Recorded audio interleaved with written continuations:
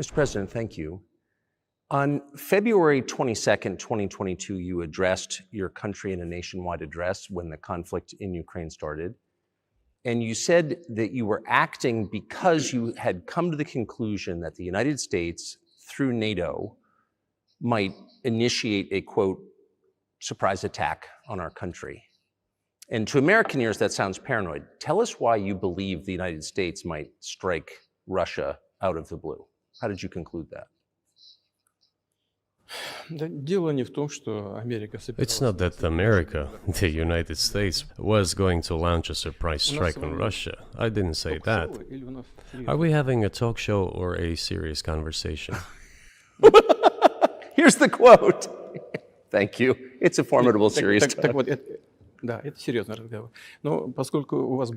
Because your basic education is in history, as far as I understand. Yes. So if you don't mind, I will take only 30 seconds or 1 minute to give you a short reference to history for giving you a little historical background. Please. Let's look where our relationship with Ukraine started from. Where did Ukraine come from? The Russian state started gathering itself as a centralized statehood,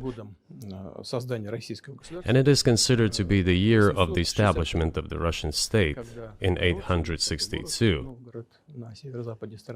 when the townspeople of Novgorod invited a Varangian prince, Rurik, from Scandinavia to reign.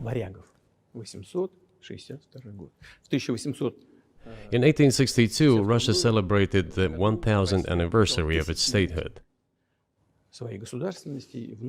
And in Novgorod, there is a memorial dedicated to the 1000th anniversary of the country. In 882, Rurik's successor, Prince Oleg, who was actually playing the role of regent at Rurik's younger son, because Rurik had died by that time, came to Kiev.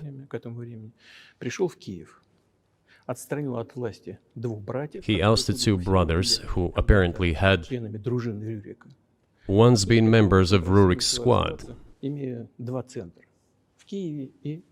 So Russia began to develop with two centers of power, Kiev and Novgorod. The next very significant date in the history of Russia was 988.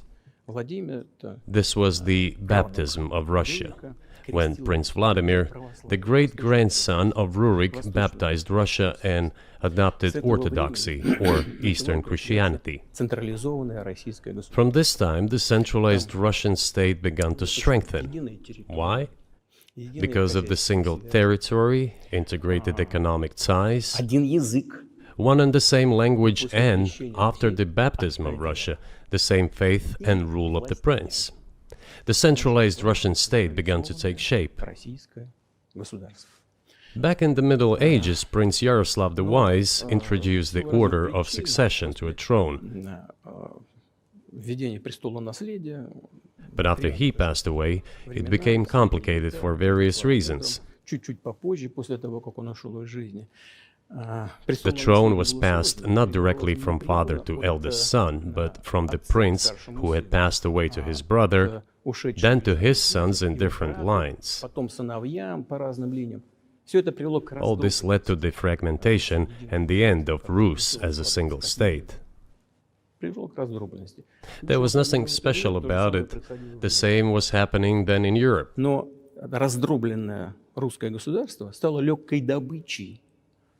But the fragmented Russian state became an easy prey to the empire created earlier by Genghis Khan. His successors, namely Batu Khan, came to Rus, plundered and ruined nearly all the cities. The southern part, including Kiev, by the way, and some other cities, simply lost independence, while northern cities preserved some of their sovereignty. They had to pay tribute to the horde, but they managed to preserve some part of their sovereignty. And then a unified Russian state began to take shape with its center in Moscow. The southern part of Russian lands, including Kiev, began to gradually gravitate towards another magnet, the center that was emerging in Europe. This was the Grand Duchy of Lithuania. It was even called the Lithuanian-Russian Duchy, because Russians were a significant part of this population. They spoke the old Russian language and were Orthodox. But then there was a unification, the union of the Grand Duchy of Lithuania and the Kingdom of Poland. A few years later, another union was signed, but this time already in the religious sphere. Some of the Orthodox priests became subordinate to the Pope. Thus, these lands became part of the Polish-Lithuanian state.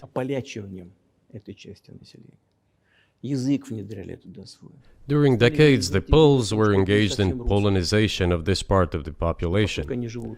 They introduced their language there, tried to entrench the idea that this population was not exactly Russians, that because they lived on the fringe, they were Ukrainians.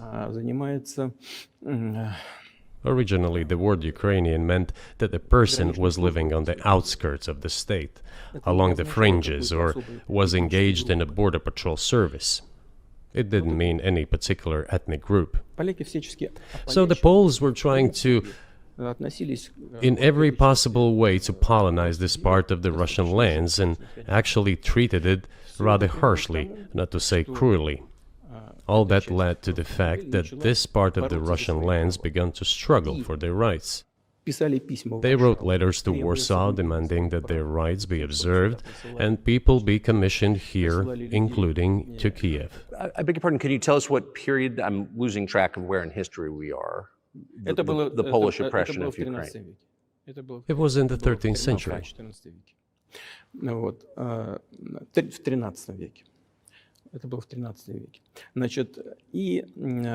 Now I will tell you what happened later and give the dates so that there is no confusion. And in 1654, even a bit earlier, the people who were in control of the authority over that part of the Russian lands addressed Warsaw, I repeat, demanding that they send them to rulers of Russian origin and Orthodox faith. When Warsaw did not answer them, and in fact rejected their demands, they turned to Moscow, so that Moscow took them away. So that you don't think that I'm inventing things, I'll give you these documents. Well, it doesn't sound like you're inventing it. I'm not sure why it's relevant to what happened 2 years ago. But still, these are documents from the archives, copies. Here are the letters from Bogdan Khmelnytsky, the man who then controlled the power in this part of the Russian lands that is now called Ukraine. He wrote to Warsaw demanding that their rights be upheld. And after being refused, he began to write letters to Moscow, asking to take them under the strong hand of the Moscow Tsar. There are copies of these documents. I will leave them for your good memory. There is a translation into Russian. You can translate it into English later. Russia would not agree to admit them straight away, assuming that the war with Poland would start. Nevertheless, in 1654, the Pan-Russian Assembly of top clergy and landowners, headed by the Tsar, which was the representative body of the power of the old Russian state, decided to include a part of the old Russian lands into Moscow Kingdom. As expected, the war with Poland began. It lasted 13 years, and then in 1654, a truce was concluded. And 32 years later, I think, a peace treaty with Poland, which they called Eternal Peace, was signed. And these lands, the whole left bank of Dnieper, including Kiev, went to Russia. And the whole right bank of Dnieper remained in Poland. Under the rule of Catherine the Great, Russia reclaimed all of its historical lands, including in the south and west. This all lasted until the revolution.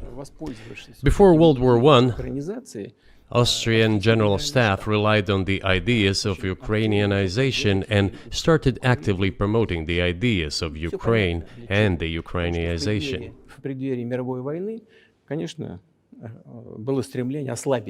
Their motive was obvious.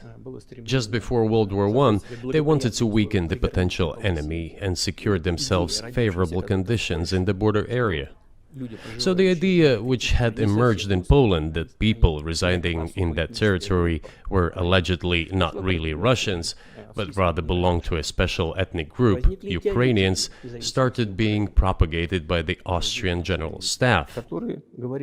As far back as the 19th century, theorists calling for Ukrainian independence appeared. All those, however, claimed that Ukraine should have a very good relationship with Russia.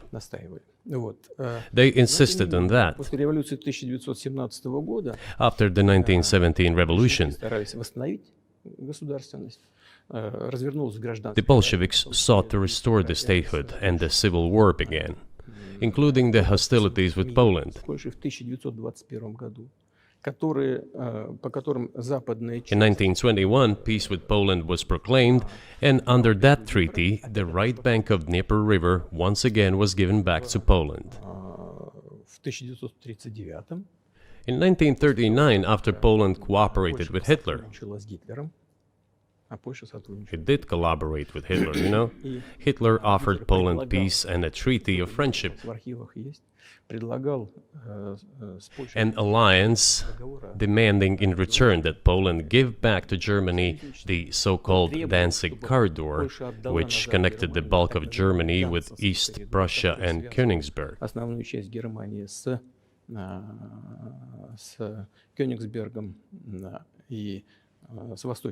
After World War I, this territory was transferred to Poland, and instead of Danzig, a city of Gdansk emerged. Hitler asked them to give it amicably, but they refused. Of course. Still, they collaborated with Hitler and engaged together in the partitioning of Czechoslovakia. But may I ask you, you're making the case that Ukraine, certainly parts of Ukraine, Eastern Ukraine, is in effect Russia, has been for hundreds of years. Why wouldn't you just take it when you became president 24 years ago? You have nuclear weapons, they don't. If it's actually your land, why did you wait so long? I'll tell you. I'm coming to that. This briefing is coming to an end. It might be boring, but it explains many things. I just don't know how it's relevant. Good. Good. I'm so gratified that you appreciate that. Thank you. So, before World War II, Poland collaborated with Hitler, and although it did not yield to Hitler's demands, it still participated in the partitioning of Czechoslovakia together with Hitler, as the Poles had not given the Danzig corridor to Germany and went too far, pushing Hitler to start World War II by attacking them. Why was it Poland against whom the war started on 1st September 1939? Poland turned out to be uncompromising, and Hitler had nothing to do but start implementing his plans with Poland. By the way, the USSR, I have read some archived documents, behaved very honestly. It asked Poland's permission to transit its troops through the Polish territory to help Czechoslovakia. But the then Polish foreign minister said that if the Soviet planes flew over Poland, they would be downed over the territory of Poland. But that doesn't matter.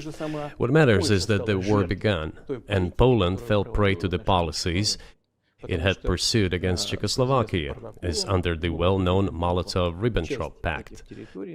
Part of the territory, including western Ukraine, was to be given to Russia. Thus, Russia, which was then named the USSR, regained its historical lands. After the victory in the Great Patriotic War, as we call World War II, all those territories were ultimately enshrined as belonging to Russia, to the USSR.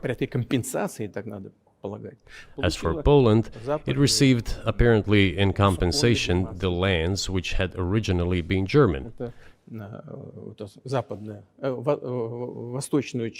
The eastern parts of Germany, these are now western lands of Poland. Of course, Poland regained access to the Baltic Sea and Danzig, which was once again given its Polish name. So this was how this situation developed. In 1922, when the USSR was being established, the Bolsheviks started building the USSR and established the Soviet Ukraine, which had never existed before. Right.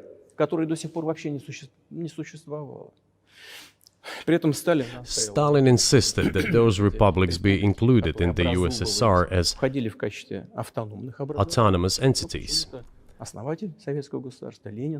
For some inexplicable reason, Lenin, the founder of the Soviet state, insisted that they be entitled to withdraw from the USSR.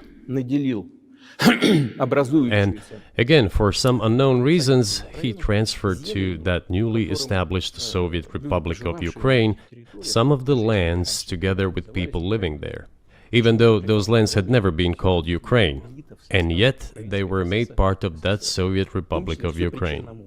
Those lands included the Black Sea region, which was received under Catherine the Great, and which had no historical connection with Ukraine whatsoever.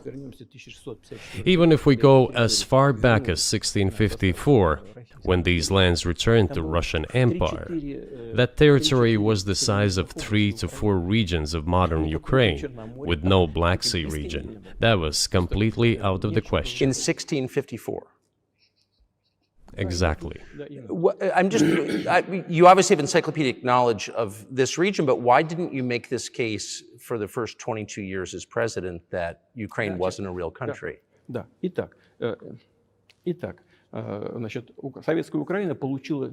The Soviet Union was given a great deal of territory that had never belonged to it, including the Black Sea region. At some point, when Russia received them as an outcome of the Russo-Turkish Wars, they were called New Russia or Novorossiya. But that does not matter. What matters is that Lenin, the founder of the Soviet state, established Ukraine that way. For decades, the Ukrainian Soviet Republic developed as part of the USSR. And for unknown reasons, again, the Bolsheviks were engaged in Ukrainianization. It was not merely because the Soviet leadership was composed to a great extent of those originating from Ukraine. Rather, it was explained by the general policy of indigenization pursued by the Soviet Union. Same things were done in other Soviet republics. This involved promoting national languages and national cultures, which is not a bad in principle. That is how the Soviet Ukraine was created. After the World War II, Ukraine received, in addition to the lands that had belonged to Poland before the war, part of the lands that had previously belonged to Hungary and Romania. So Romania and Hungary had some of their lands taken away and given to the Soviet Ukraine, and they still remain part of Ukraine. So in this sense, we have every reason to affirm that Ukraine is an artificial state that was shaped at Stalin's will. Do you believe Hungary has a right to take its land back from Ukraine, and that other nations have a right to go back to their 1654 borders?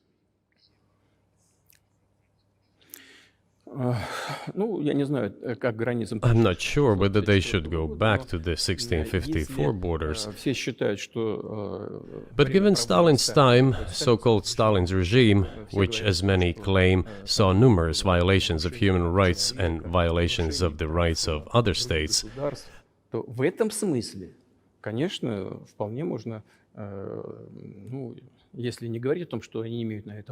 one may say that they could claim back those lands of theirs while having no right to do that.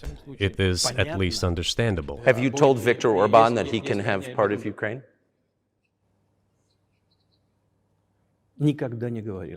Never. I have never told him. Not a single time. We have not even had any conversation on that, but I actually know for sure that Hungarians who live there wanted to get back to their historical land. Moreover, I would like to share a very interesting story with you.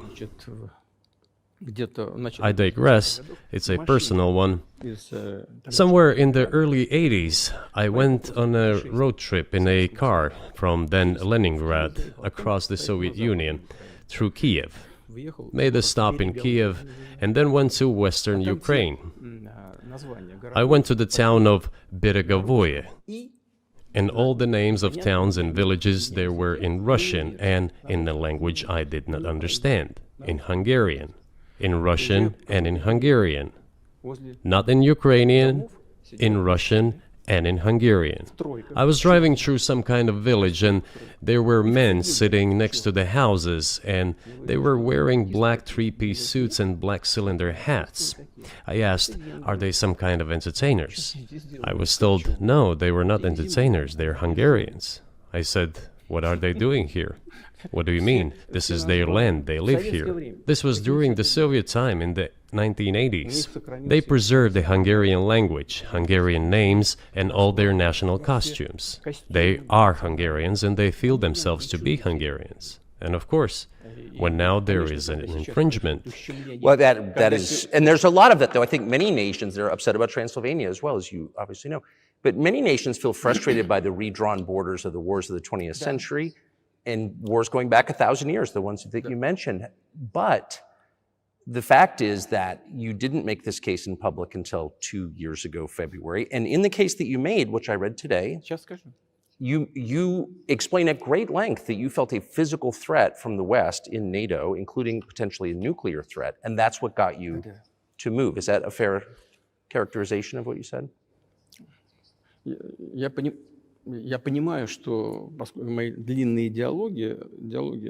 I understand that my long speeches probably fall outside of the genre of the interview. That is why I asked you at the beginning, are we going to have a serious talk or a show? You said a serious talk, so bear with me, please. We're coming to the point where the Soviet Ukraine was established. Then, in 1991, the Soviet Union collapsed, and everything that Russia had generously bestowed on Ukraine was dragged away by the latter. I'm coming to a very important point of today's agenda. Thank you. After all, the collapse of the Soviet Union was effectively initiated by the Russian leadership. I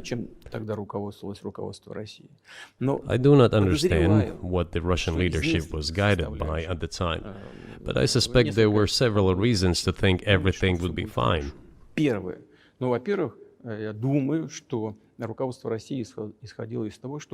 First, I think that then Russian leadership believed that the fundamentals of the relationship between Russia and Ukraine were, in fact, a common language. More than 90% of the population there spoke Russian. Family ties. Every third person there had some kind of family or friendship ties. Common culture, common history.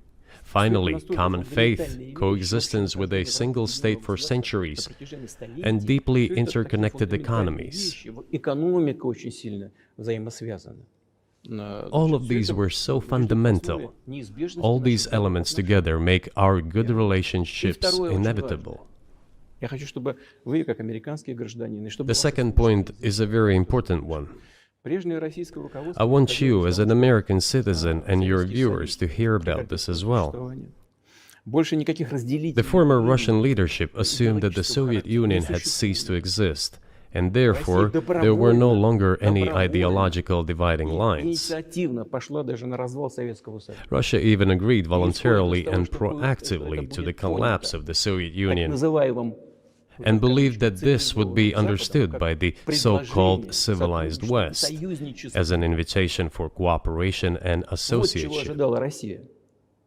That is what Russia was expecting, both from the United States and the so-called collective West as a whole. There were smart people, including in Germany. Egon Bahr, a major politician of the Social Democratic Party, who insisted in his personal conversations with the Soviet leadership on the brink of the collapse of the Soviet Union that a new security system should be established in Europe.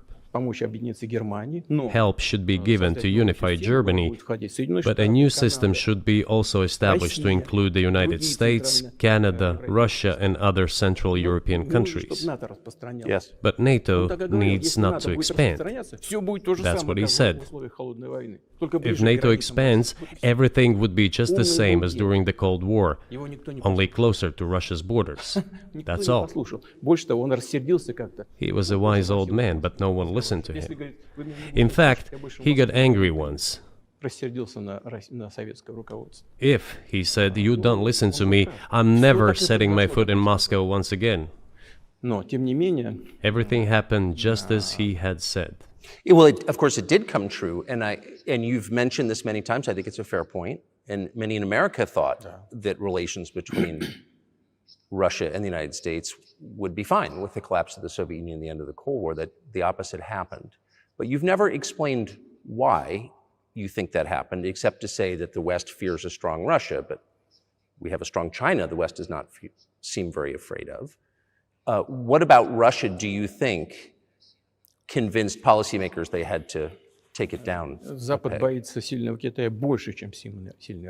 The West is afraid of strong China more than it fears a strong Russia, because Russia has 150 million people and China has 1.5 billion population, and its economy is growing by leaps and bounds, or 5% a year. It used to be even more. But that's enough for China. As Bismarck once put it, potentials are the most important. China's potential is enormous. It is the biggest economy in the world today in terms of purchasing power parity and the size of the economy. It has already overtaken the United States quite a long time ago, and it is growing at a rapid clip.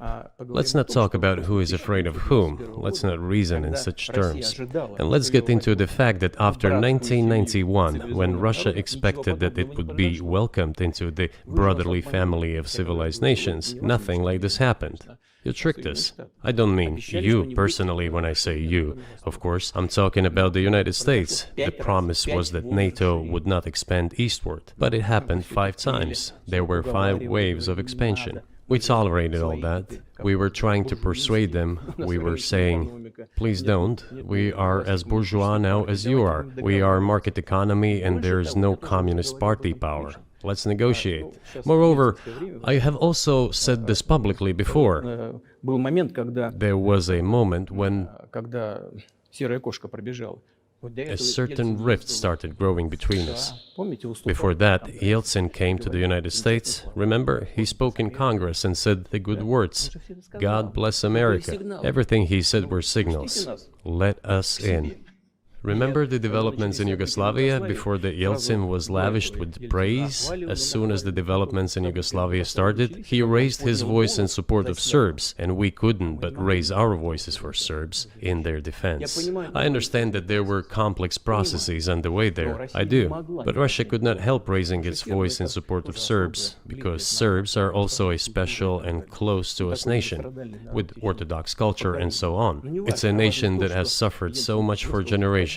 Well, regardless, what is important is that Yeltsin expressed his support. What did the United States do? In violation of international law and the UN Charter, it started bombing Belgrade. It was the United States that let the genie out of the bottle. Moreover, when Russia protested and expressed its resentment, what was said? The UN Charter and international law have become obsolete. Now everyone invokes international law, but at that time they started saying that everything was outdated. Everything had to be changed.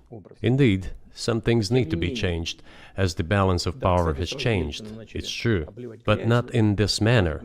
Yeltsin was immediately dragged through the mud, accused of alcoholism, of understanding nothing, of knowing nothing. He understood everything, I assure you. Well, I became president in 2000. I thought, okay, the Yugoslav issue is over, but we should try to restore relations. let's reopen the door that Russia had tried to go through. And moreover, I said it publicly, I can reiterate. At a meeting here in the Kremlin with the outgoing President Bill Clinton, right here in the next room, I said to him, I asked him, Bill, do you think if Russia asked to join NATO, do you think it would happen? Suddenly he said, you know, it's interesting. I think so. But in the evening, when we met for dinner, he said, you know, I've talked to my team. No, it's not possible now. You can ask him. I think he will watch our interview. He'll confirm it. I wouldn't have said anything like that if it hadn't happened. Okay. Were you sincere? It's impossible now. Would you have joined NATO? Look, I asked the question, is it possible or not? And the answer I got was no. If I was insincere in my desire to find out what the leadership position was... But if he had said yes, would you have joined NATO? If he had said yes, the process of rapprochement would have commenced, and eventually it might have happened, if we had seen some sincere wish on the other side of our partners. But it didn't happen. Well, no means no. Okay, fine. Why do you think that is? Just to get to motive, I know you're clearly bitter about it. I understand. But why do you think the West rebuffed you then? Why the hostility? Why did the end of the Cold War not fix the relationship? What motivates this from your point of view? You said I was bitter about the answer. No, it's not bitterness. It's just a statement of fact. We're not bride and groom, bitterness, resentment. It's not about those kind of matters in such circumstances. We just realized we weren't welcome there, that's all. Okay, fine. But let's build relations in another manner. Let's look for common ground elsewhere. Why we received such a negative response, you should ask your leaders. I can only guess why. Too big a country with its own opinion and so on. And the United States, I've seen how issues are being resolved in NATO. I will give you another example now concerning Ukraine. The US leadership exerts pressure, and all NATO members obediently vote, even if they do not like something. Now, I'll tell you what happened in this regard with Ukraine in 2008, although it's being discussed. I'm not going to open a secret to you, say anything new. Nevertheless, after that we tried to build relations in different ways. For example, the events in the Middle East, in Iraq. We were building relations with the United States in a very soft, prudent, cautious manner. I repeatedly raised the issue that the United States should not support separatism or terrorism in the North Caucasus. But they continue to do it anyway. And political support, information support, financial support, even military support came from the United States and its satellites for terrorist groups in the Caucasus. I once raised this issue with my colleague, also the President of the United States. He says, "It's impossible. Do you have proof?" I said, "Yes." I was prepared for this conversation, and I gave him that proof. He looked at it, and you know what he said? "I apologize, but that's what happened." I'll quote. He says, "Well, I'm gonna kick their ass." We waited and waited for some response. There was no reply. I said to the FSB director, "Write to the CIA, what is the result of the conversation with President?" He wrote once, twice, and then we got a reply. We have the answer in the archive. The CIA replied, "We have been working with the opposition in Russia. We believe that this is the right thing to do, and we will keep on doing it." Just ridiculous. Well, okay. We realized that it was out of the question. Forces in opposition to you. So you're saying the CIA is trying to overthrow your government? Of course, they meant in that particular case the separatists, the terrorists who fought with us in the Caucasus.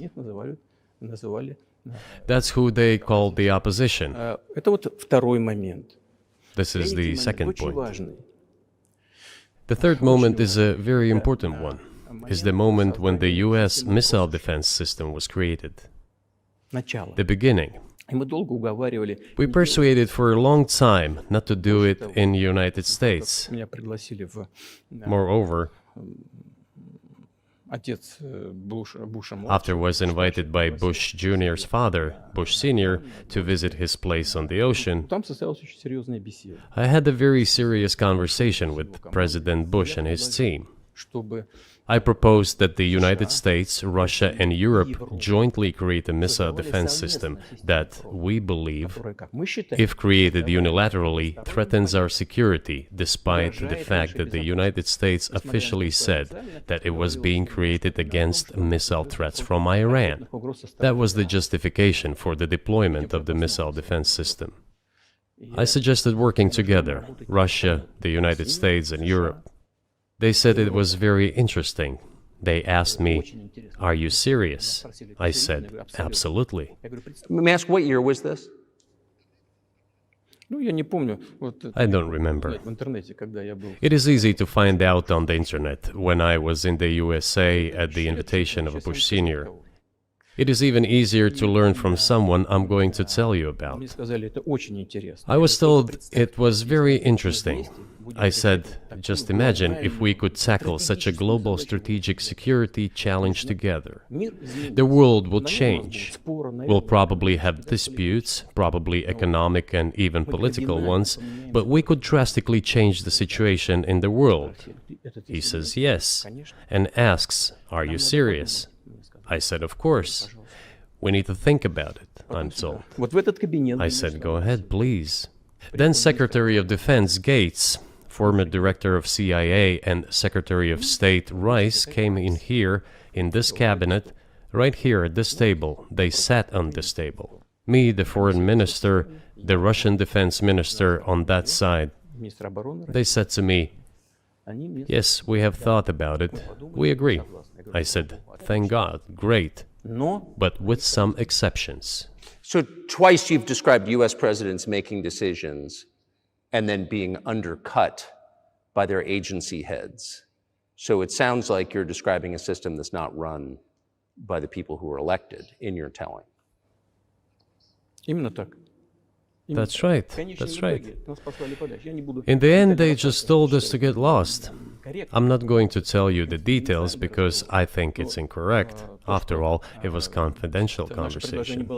But our proposal was declined, that's a fact. It was right then when I said, "Look, but then we will be forced to take countermeasures. We will create such strike systems that will certainly overcome missile defense systems." The answer was, "We are not doing this against you, and you do what you want," assuming that it is not against us, not against the United States. I said, "Okay, very well." That's the way it went. And we created hypersonic systems with intercontinental range, and we continue to develop them. We are now ahead of everyone, the United States and the other countries, in terms of the development of hypersonic strike systems, and we are improving them every day. But it wasn't us. We proposed to go the other way, and we were pushed back. Now, about NATO's expansion to the east. Well, we were promised no NATO to the east, not an inch to the east, as we were told. And then what? They said, well, it's not enshrined on paper, so we'll expand. So there were 5 waves of expansion, the Baltic states, the whole of Eastern Europe, and so on. And now I come to the main thing. They have come to the Ukraine, ultimately. In 2008, at the summit in Bucharest, they declared that the doors for Ukraine and Georgia to join NATO were open. Now about how decisions are made there. Germany, France seem to be against it, as well as some other European countries. But then, as it turned out later, President Bush, and he's such a tough guy, a tough politician, as I was told later, he exerted pressure on us and we had to agree. It's ridiculous, it's like kindergarten. Where are the guarantees? What kindergarten is this? What kind of people are these? Who are they? You see, they were pressed, they agreed. And then they say, Ukraine won't be in the NATO, you know? I say, I don't know. I know you agreed in 2008. Why won't you agree in the future? Well, they pressed us then. I say, why won't they press you tomorrow? And you'll agree again. Well, it's nonsensical. Who's there to talk to? I just don't understand. We're ready to talk. But with whom? Where are the guarantees? None. So they started to develop the territory of Ukraine. Whatever is there, I have told you the background, how this territory developed, what kind of relations there were with Russia. Every second or third person there has always had some ties with Russia. And during the elections, in already independent, sovereign Ukraine, which gained its independence as a result of the Declaration of Independence. And by the way, it says that Ukraine is a neutral state, and in 2008, suddenly the doors or gates to NATO were open to it. Oh, come on. This is not how we agreed. Now, all the presidents that have come to power in Ukraine, they relied on electorate with a good attitude to Russia in one way or the other. This is the southeast of Ukraine. This is a large number of people. And it was very difficult to dissuade this electorate, which had a positive attitude towards Russia. Viktor Yanukovych came to power, and how? The first time he won after President Kuchma, they organized a third round, which is not provided for in the constitution of Ukraine. This is a coup d'etat. Just imagine, someone in the United States wouldn't like the outcome. In 2014? Before that. No, this was before that. After President Kuchma, Viktor Yanukovych won the elections. However, his opponents did not recognize that victory. The US supported the opposition, and the third round was scheduled. What is this? This is a coup. The US supported it, and the winner of the third round came to power. Imagine if in the US something was not to someone's liking, and the third round of election, which the US Constitution does not provide for, was organized. Nonetheless, it was done in Ukraine. Okay, Viktor Yushchenko, who was considered a pro-Western politician, came to power. Fine, we have built relations with him as well. He came to Moscow with visits. We visited Kiev. I visited too. We met in an informal setting. If he's pro-Western, so be it. It's fine. Let people do their job. The situation should have developed inside the independent Ukraine itself. As a result of Kuchma's leadership, things got worse, and Viktor Yanukovych came to power after all. Maybe he wasn't the best president and politician, I don't know. I don't want to give assessments. However, the issue of the association with the EU came up. We have always been lenient to this, suit yourself. But when we read through the Treaty of Association, it turned out to be a problem for us, since we had a free trade zone and open customs borders with Ukraine, which under this association had to open its borders for Europe, which could have led to flooding of our market. We said, no, this is not going to work. We shall close our borders with Ukraine then. The customs borders, that is. Yanukovych started to calculate how much Ukraine was going to gain, how much to lose, and said to his European partners, I need more time to think before signing. The moment he said that, the opposition began to take destructive steps which were supported by the West. It all came down to Maidan and a coup in Ukraine. So he did more trade with Russia than with the EU. Ukraine did. Of course. It's not even the matter of trade volume, although for the most part it is. It is the matter of cooperation ties, which the entire Ukrainian economy was based on. The cooperation ties between the enterprises were very close since the times of the Soviet Union. One enterprise there used to produce components to be assembled both in Russia and Ukraine, and vice versa. They used to be very close ties. A coup d'etat was committed, although I shall not delve into details now, as I find doing it inappropriate, the US told us. calm Yanukovych down, and we will calm the opposition. Let the situation unfold in the scenario of a political settlement. We said, all right, agreed, let's do it this way. As the Americans requested, Yanukovych did use neither the armed forces nor the police, yet the armed opposition committed a coup in Kiev. What is that supposed to mean? Who do you think you are? I wanted to ask the then US leadership. With the backing of whom? With the backing of CIA, of course. The organization you wanted to join back in the day, as I understand. We should thank God they didn't let you in. Although, it is a serious organization. I understand. My former vis-a-vis in the sense that I served in the first main directorate, Soviet Union's intelligence service. They have always been our opponents. A job is a job. Technically, they did everything right. They achieved their goal of changing the government. However, from political standpoint, it was a colossal mistake. Surely it was political leadership's miscalculation. They should have seen what it would evolve into. So, in 2008, the doors of NATO were opened for Ukraine. In 2014, there was a coup. They started persecuting those who did not accept the coup, and it was indeed a coup. They created a threat to Crimea, which we had to take under our protection. They launched the war in Donbass in 2014 with the use of aircraft and artillery against civilians. This is when it all started. There is a video of aircraft attacking Donetsk from above. They launched a large-scale military operation, then another one. When they failed, they started to prepare the next one.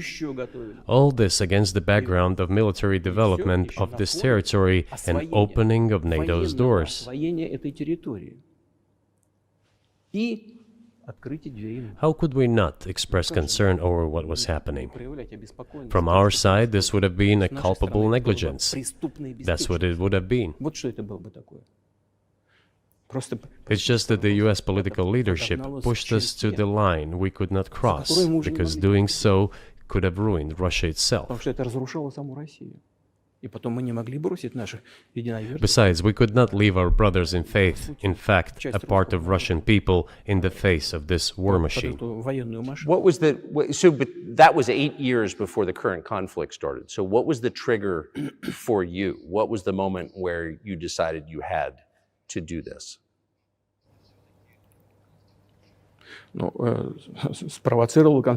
Initially, it was the coup in Ukraine that provoked the conflict.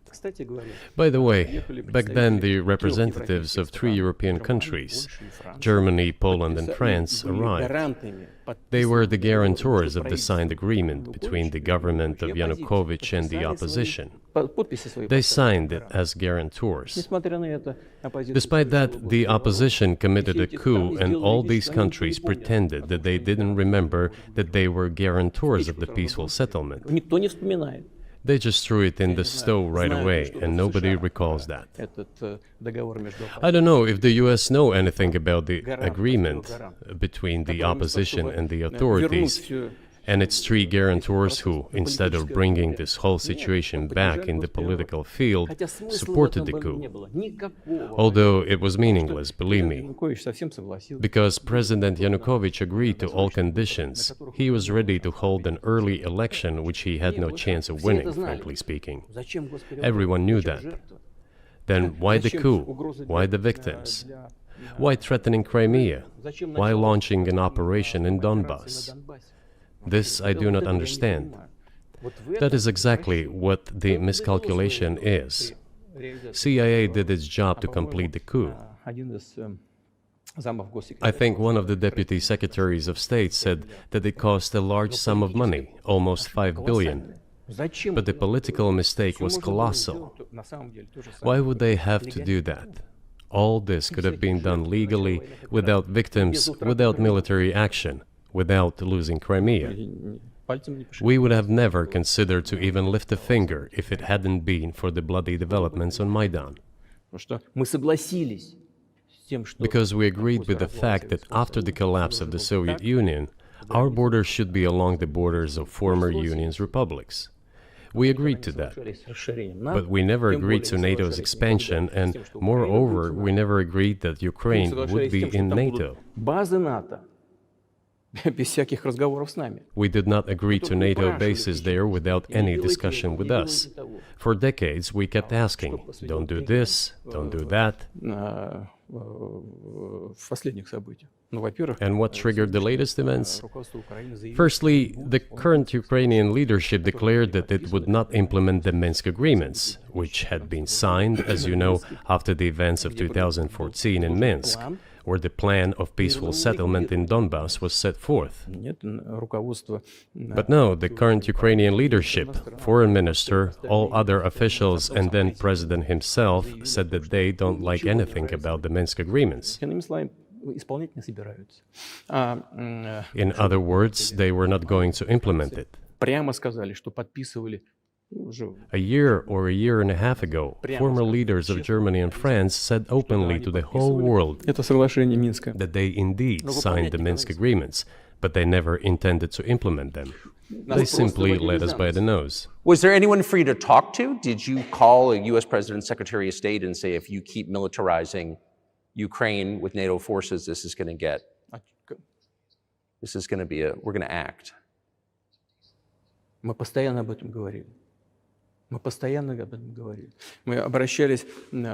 We talked about this all the time. We addressed the United States and European countries' leadership to stop these developments immediately, to implement the Minsk agreements. Frankly speaking, I didn't know how we were going to do this, but I was ready to implement them. These agreements were complicated for Ukraine. They included lots of elements of those Donbass territories' independence. That's true. However, I was absolutely confident, and I'm saying this to you now. I honestly believe that if we managed to convince the residents of Donbass, and we had to work hard to convince them to return to the Ukrainian statehood, then gradually the wounds would start to heal. When this part of territory reintegrated itself into common social environment, when the pensions and social benefits were paid again, all the pieces would gradually fall into place. No, nobody wanted that. Everybody wanted to resolve the issue by military force only. But we could not let that happen. And the situation got to the point when the Ukrainian side announced, no, we will not do anything. They also started preparing for military action. It was they who started the war in 2014. Our goal is to stop this war. And we did not start this war in 2022. This is an attempt to stop it. Do you think you've stopped it now? I mean, have you achieved your aims? No, we haven't achieved our aims yet, because one of them is denazification. This means the prohibition of all kinds of neo-Nazi movements. This is one of the problems that we discussed during the negotiation process, which ended in Istanbul early this year.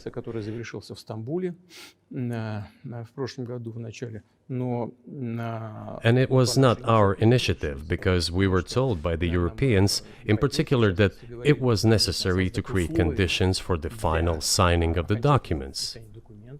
My counterparts in France and Germany said,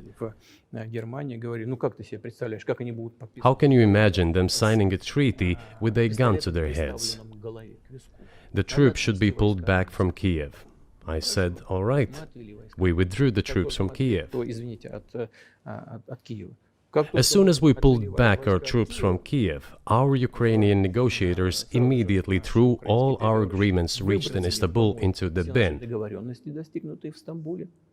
and got prepared for a long-standing armed confrontation with the help of the United States and its satellites in Europe. That is how the situation has developed, and that is how it looks now. But what is, pardon my ignorance, what is denazification? What would that mean? What is... Да, вот я как раз хочу сейчас об этом сказать. Это очень важный вопрос. Денацификация. That is what I want to talk about right now. It is a very important issue. Denazification. After gaining independence, Ukraine began to search, as some Western analysts say, its identity.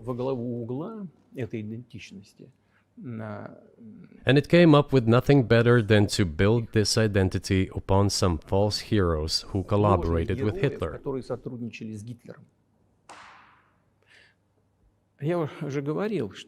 I have already said that in the early 19th century, when the theorists of independence and sovereignty of Ukraine appeared, they assumed that an independent Ukraine should have very good relations with Russia. But due to the historical development, those territories were part of the Polish-Lithuanian Commonwealth. Poland, where Ukrainians were persecuted and treated quite brutally, as well as were subject to cruel behavior. There were also attempts to destroy their identity. All this remained in the memory of the people. When World War II broke out, part of this extremely nationalist elite collaborated with Hitler, believing that he would bring them freedom. The German troops, even the SS troops, made Hitler's collaborators do the dirtiest work of exterminating the Polish and Jewish population. Hence this brutal massacre of the Polish and Jewish population, as well as the Russian population too.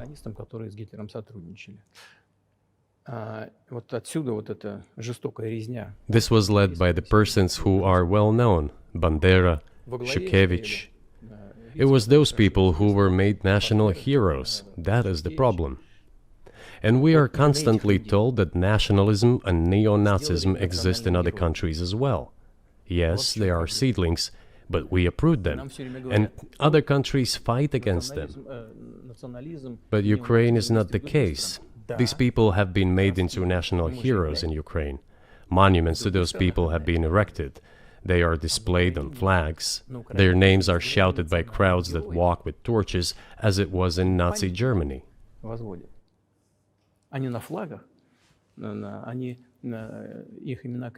These were people who exterminated Poles, Jews, and Russians.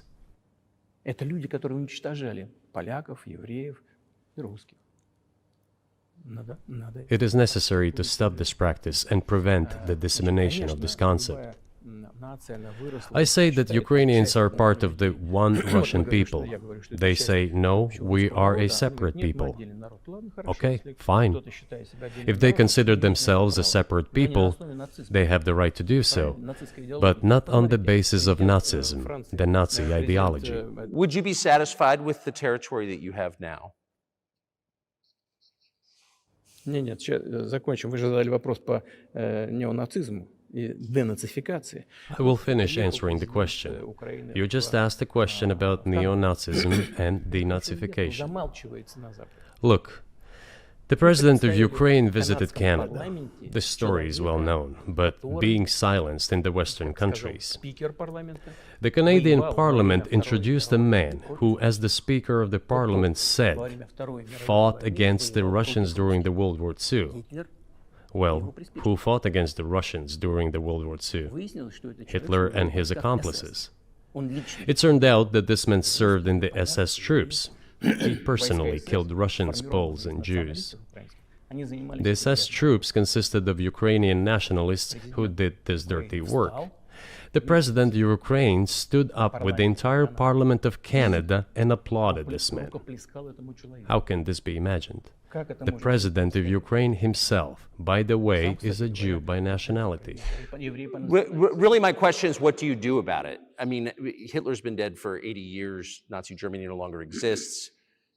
And so, true. And so, I think what you're saying is you want to extinguish or at least control Ukrainian nationalism. But how? How do you do that?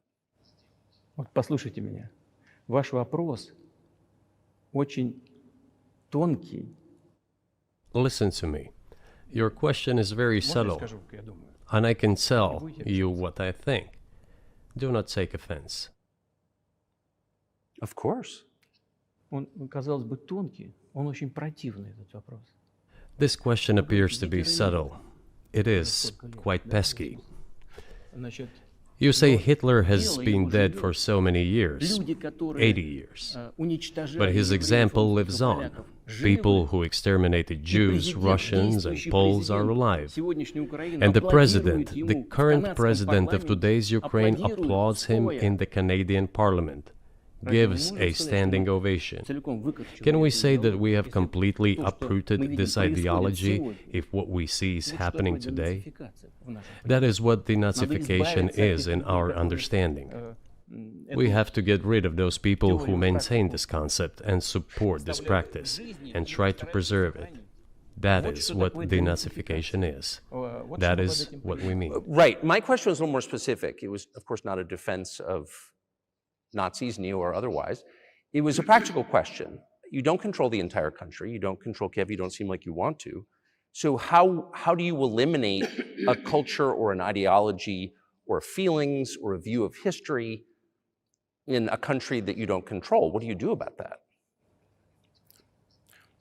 А вы знаете, как вам не покажется странным, в ходе переговоров в Стамбуле You know, as strange as it may seem to you, during the negotiations in Istanbul, we did agree that we have it all in writing. Neo-Nazism would not be cultivated in Ukraine, including that it would be prohibited at the legislative level. Mr. Carlson, we agreed on that. This, it turns out, can be done during the negotiation process. And there's nothing humiliating for Ukraine as a modern civilized state. Is any state allowed to promote Nazism? It is not, is it? That is it. Ведь нет, правда? Вот и всё. Will there be talks, and why haven't there been talks about resolving the conflict in Ukraine, peace talks? Они были, они дошли до очень высокой стадии согласования позиций, сложно. They have been. They reached a very high stage of coordination of positions in a complex process, but still they were almost finalized. But after we withdrew our troops from Kiev, as I have already said, the other side threw away all these agreements and obeyed the instructions of Western countries, European countries, and the United States to fight Russia to the bitter end. Moreover, the president of Ukraine has legislated a ban on negotiating with Russia. He signed a decree forbidding everyone to negotiate with Russia. But how are we going to negotiate if he forbade himself and everyone to do this? We know that he is putting forward some ideas about this settlement, but in order to agree on something, we need to have a dialogue. Is that not right? Well, but you wouldn't be speaking to the Ukrainian president, you'd be speaking to the American president. When was the last time you spoke to Joe Biden? I cannot remember when I talked to him. I do not remember. We can look it up. You don't remember? No. Why? Do I have to remember everything? I have my own things to do. We have domestic political affairs. Well, he's funding the war that you're fighting, so I would think that would be memorable. Ну да, он финансирует. Well, yes, he funds, but I talked to him before the special military operation, of course. And I said to him then, by the way, I will not go into details, I never do, but I said to him then, I believe that you are making a huge mistake of historic proportions by supporting everything that is happening there, in Ukraine, by pushing Russia away. I told him repeatedly, by the way. I think that would be correct if I stop here. What did he say? Ask him, please. It is easier for you. You are a citizen of the United States. Go and ask him. It is not appropriate for me to comment on our conversation. But you haven't spoken to him since before February of 2022. Нет, мы не разговаривали. Но у нас есть. No, we haven't spoken. Кстати говоря, Certain contacts are being maintained, though. Speaking of which, про мое предложение. do you remember what I told you about my proposal to work together on a missile defense system? Yes. Да.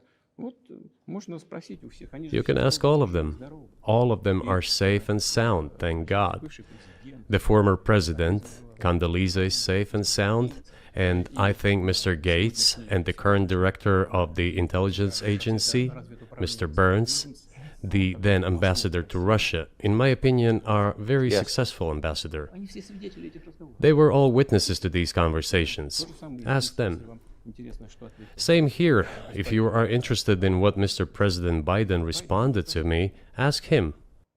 At any rate, I talked to him about it. I'm definitely interested, but from the outside, it seems like this could devolve or evolve into something that brings the entire world into conflict and could initiate a nuclear launch. And so why don't you just call Biden and say, let's work this out? А что решить? Все очень... What's there to work out? It's very simple. I repeat, Есть контакты по линии там различных. we have contacts through various agencies. Я вам скажу, что мы говорим на этот счет. I will tell you what we are saying on this matter and what we are conveying to the US leadership. Боевые. If you really want to stop fighting, you need to stop supplying weapons. It will be over within a few weeks. That's it. Тогда можно договориться. And then we can agree on some terms. Before you do that, Что проще? stop. Чем мне звонить? What's easier? Why would I call him? Или What should I talk to him about? Or beg him for what? And what вы messages do you собираетесь get back? поставить такое-то оружие на Украину? You're going to deliver such and such weapons to Ukraine? Oh, I'm afraid, please don't. What is there to talk about? Do you think NATO is worried about this becoming a global war or a nuclear conflict? At least that's what they're talking about. And they're trying to intimidate their own population with an imaginary Russian threat. This is an obvious fact. And thinking people, not Philistines, but thinking people, analysts, those who are engaged in real politics, just smart people, understand perfectly well that this is a fake. Раздувается. They're trying to fuel the Russian threat. The threat I think you're referring to is a Russian invasion of Poland, Latvia, expansionist behavior. Can you imagine a scenario where you sent Russian troops to Poland? Только в одном случае, если со стороны... Only in one case, if Poland attacks Russia. Why? Поэтому Because we have no interest in Poland, Latvia, or anywhere else. нигде. Why would we do that? We simply don't have any interest. Интерес. It's just threat-mongering. Well, the argument, I know you know this, is that, well, he invaded Ukraine, he has territorial aims across the continent, and you're saying unequivocally you don't.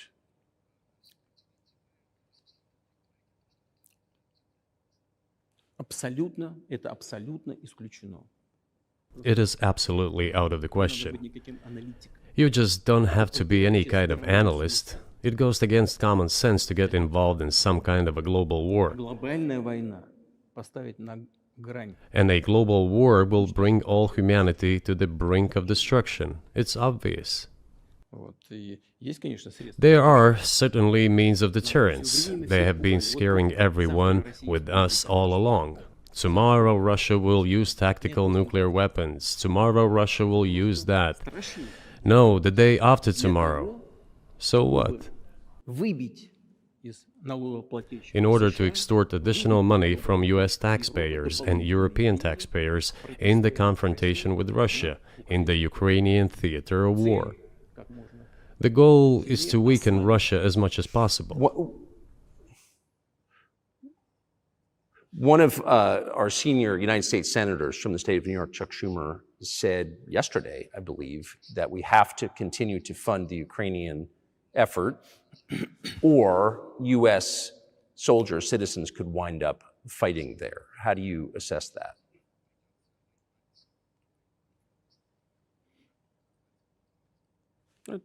Это провокация. This is a provocation, and a cheap provocation at that. Американские солдаты должны воевать. I do not understand why American soldiers should fight in Ukraine. There are mercenaries from the United States there. The bigger number of mercenaries comes from Poland, with mercenaries from the United States in second place and mercenaries from Georgia in third place. Безусловно. Well, if somebody has the desire to send regular troops, that would certainly bring humanity to the brink of very serious global conflict. This is obvious. Do the United States need this? What for? Thousands of miles away from your national territory. Don't you have anything better to do? You have issues on the border, issues with migration, issues with the national debt, more than $33 trillion. You have nothing better to do, so you should fight in Ukraine? Wouldn't it be better to negotiate with Russia? Make an agreement, already understanding the situation that is developing today, realizing that Russia will fight for its interests to the end? And realizing this, actually return to common sense, start respecting our country and its interests, and look for certain solutions. It seems to me that this is much smarter and more rational. Who blew up Nord Stream? You for sure. I was busy that day. Nate, do you have I did not blow up Nord Stream. Thank you, though. У вас лично, может быть, есть алиби, у вас лично. You personally may have an alibi, but the CIA has no such alibi. Do you have evidence that NATO or the CIA did it?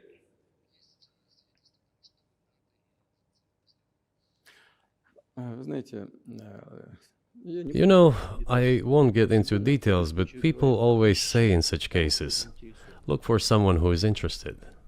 But in this case, we should not only look for someone who is interested, but also for someone who has capabilities. Because there may be many people interested, but not all of them are capable of sinking to the bottom of the Baltic Sea and carrying out this explosion. These two components should be connected. Who is interested and who is capable of doing it? But I'm confused. I mean, that's the biggest act of industrial terrorism ever, and it's the largest emission of CO2 in history. Okay, so if you had evidence, and presumably given your security services, your intel services, you would, that NATO, the US, CIA, the West, did this, why wouldn't you present it and win a propaganda victory?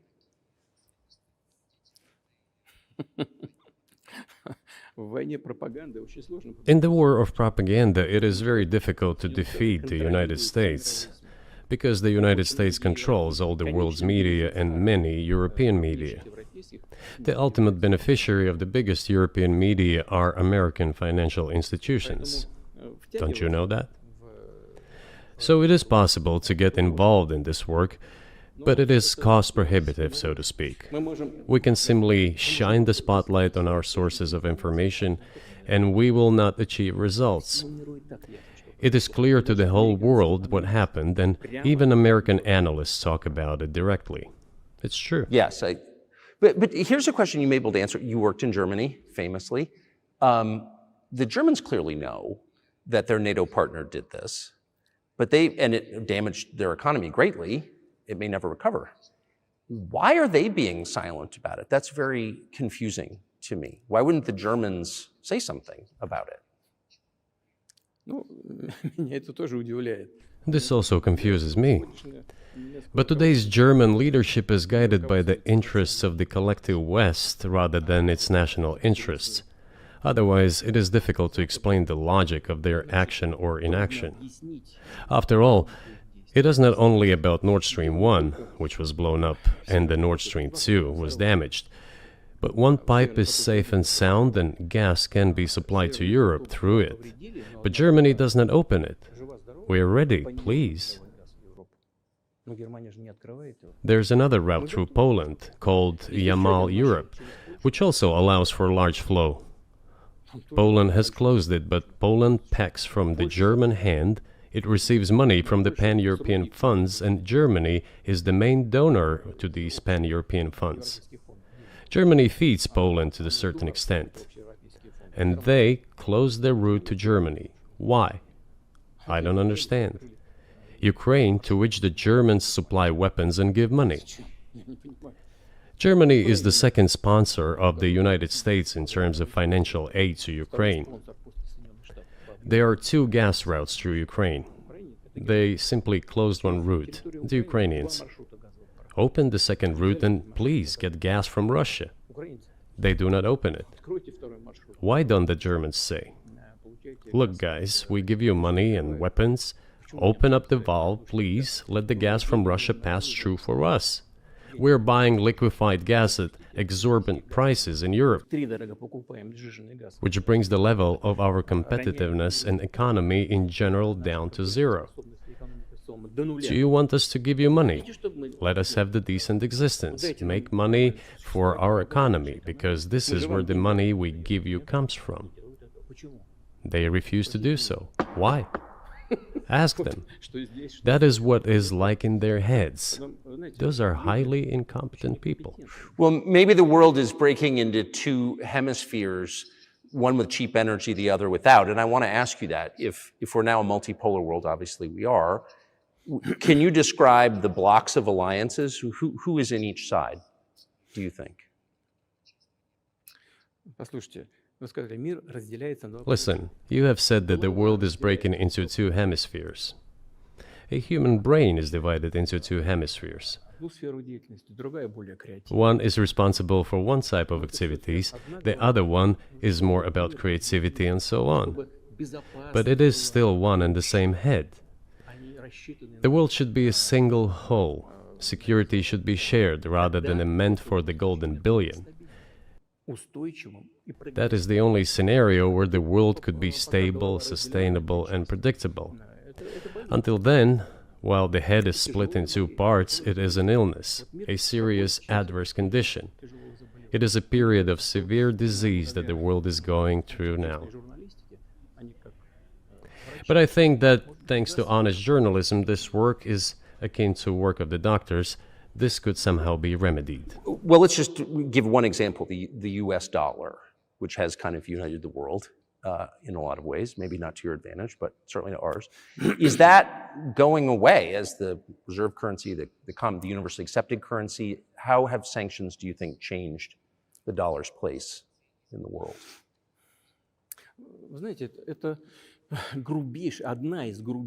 You know, to use the dollar as a tool of foreign policy struggle is one of the biggest strategic mistakes made by the US political leadership.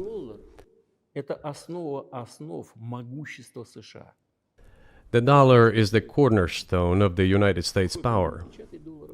I think everyone understands very well that no matter how many dollars are printed, they are quickly dispersed all over the world.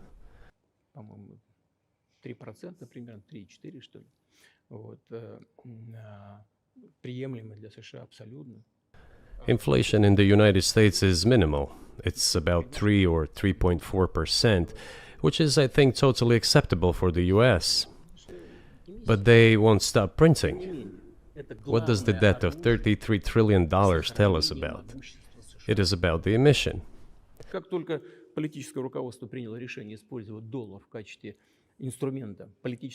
Nevertheless, it is the main weapon used by the United States to preserve its power across the world. As soon as the political leadership decided to use the US dollar as a tool of political struggle, a blow was dealt to this American power.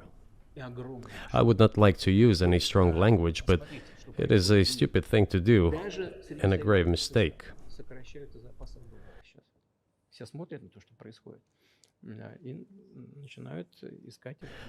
Look at what is going on in the world. Even the United States allies are now downsizing their dollar reserves. Seeing this, everyone starts looking for ways to protect themselves. But the fact that the United States applies restrictive measures to certain countries, such as placing restrictions on transactions, freezing assets, etc., causes grave concern and sends a signal to the whole world. What did we have here? Until 2022, about 80% of Russian foreign trade transactions were made in US dollars and euros.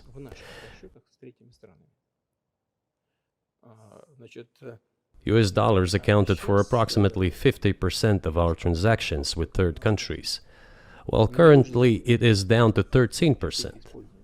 It wasn't us who banned the use of the US dollar.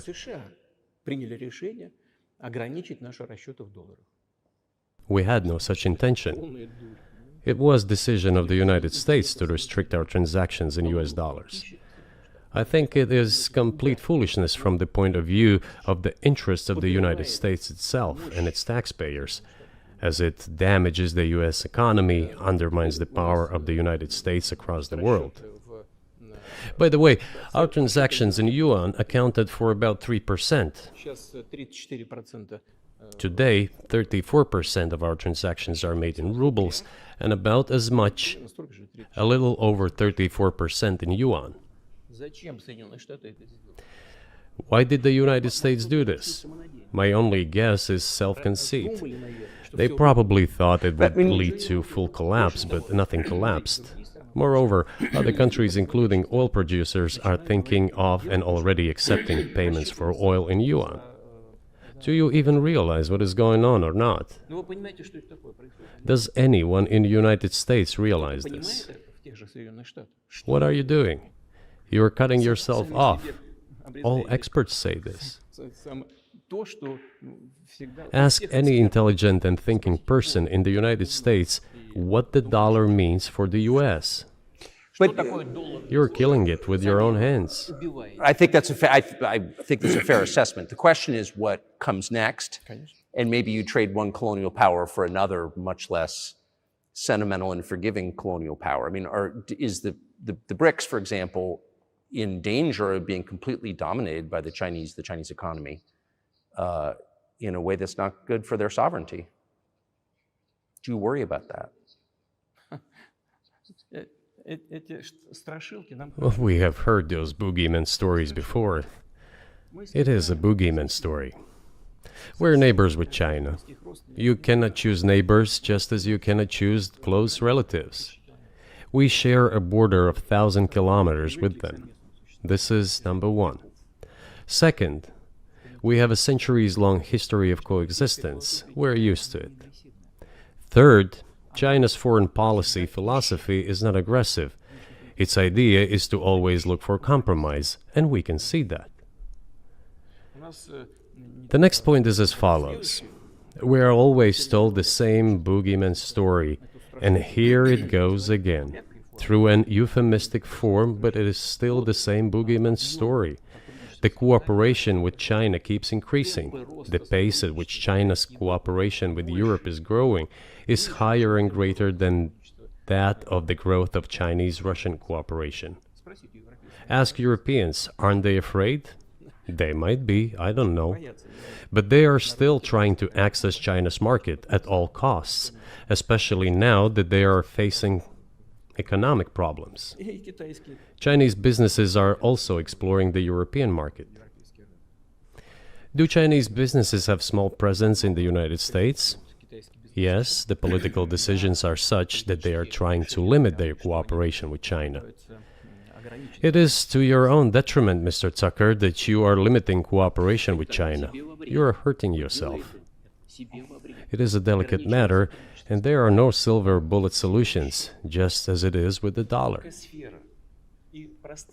So, before introducing any illegitimate sanctions, illegitimate in terms of the Charter of the United Nations, one should think very carefully. For decision makers, this appears to be a problem. So you said a moment ago that the world would be a lot better if it weren't broken into competing alliances, if there was cooperation globally.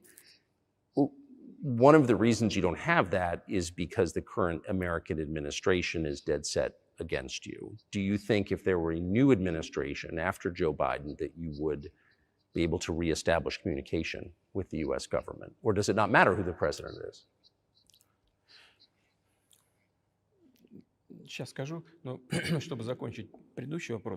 I will tell you, but let me finish the previous thought.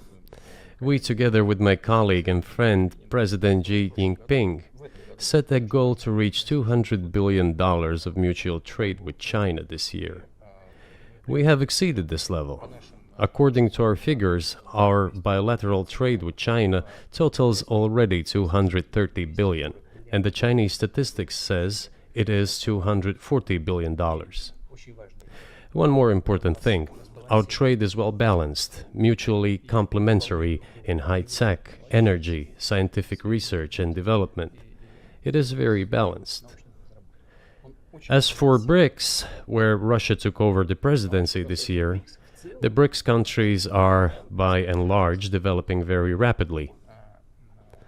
Look, if memory serves me right, back in 1992, the share of the G7 countries in the world economy amounted to 47%, whereas in 2022 it was down to, I think, a little over 30%. The BRICS countries accounted for only 16% in 1992, but now their share is greater than that of the G7. It has nothing to do with the events in Ukraine. This is due to the trends of global development and world economy, as I mentioned just now. And this is inevitable. This will keep happening. It is like the rise of the sun. You cannot prevent the sun from rising. You have to adapt to it. How do the United States adapt? With the help of force, sanctions, pressure, bombings, and use of armed forces. This is about self-conceit. Your political establishment does not understand that the world is changing under objective circumstances. And in order to preserve your level, even if someone aspires, pardon me, to the level of dominance, you have to make the right decisions in a competent and timely manner. Such brutal actions, including with regard to Russia and, say, other countries, are counterproductive. This is an obvious fact. It has already become evident. You just asked me if another leader comes and changes something. It is not about the leader. It is not about the personality of a particular person. I had a very good relationship with, say, Bush. I know that in the United States, he was portrayed as some kind of a country boy who does not understand much. I assure you that this is not the case. I think he made a lot of mistakes with regard to Russia, too. I told you about 2008 and the decision in Bucharest to open the NATO's doors for Ukraine and so on. That happened during his presidency. He actually exercised pressure on the Europeans. But in general, on a personal human level, I had a very good relationship with him. He was no worse than any other American or Russian or European politician. I assure you, he understood what he was doing as well as others.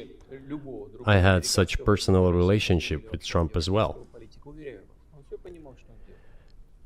It is not about the personality of the leader, it is about the elite's mindset. If the idea of domination at any cost, based also on forceful actions, dominates the American society, nothing will change. It will only get worse.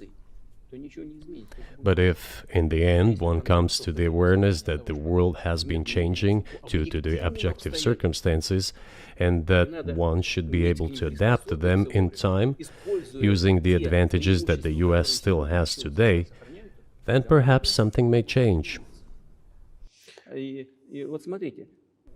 Look, China's economy has become the first economy in the world in purchasing power parity.